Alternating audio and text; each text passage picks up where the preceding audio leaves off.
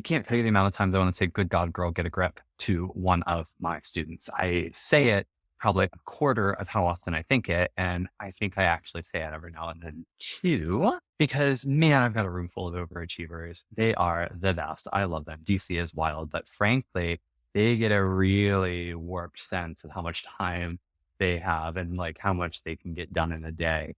And Ashtanga, I think, can make that tricky because it was developed in a different time for a different lifestyle, one that had fewer distractions, one that was done earlier in the day so that you had more time for householder duties. And it was in a land that did not get emails at midnight.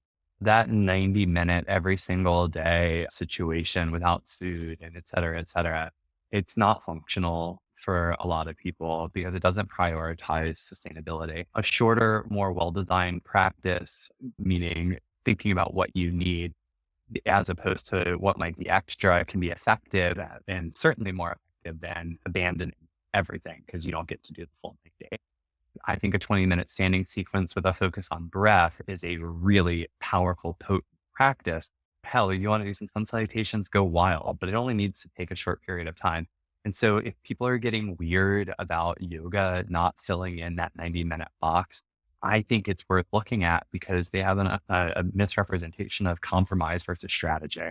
Because get real, this is life. I guess it's because I work with executives and high functioning people in academics, and their challenge is not time in reality, mindset, because they want to be doing what they are doing, and so they only have but so much time. That's legit, and so they got to get real about that. And many believe that if they can't do the whole thing, you heard me say it earlier, then it's going to fall out the back. Like everyone's going to lose their practice. But no, a flexible approach ensures that yoga practice supports life rather than competing with it.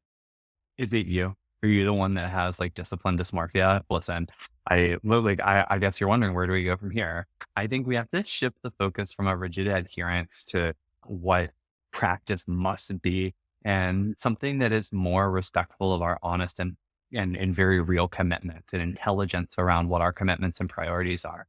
This allows us to redefine progress more towards showing up, allowing for awareness inside of ourselves, not what box did we check in the 90-minute timeline. I think that this is necessary for Ashtanga to be a lifelong practice. And it's one where it fits into our real lives. It doesn't magically create some ideal one. And if we want that, we have to change that shift. It starts with us.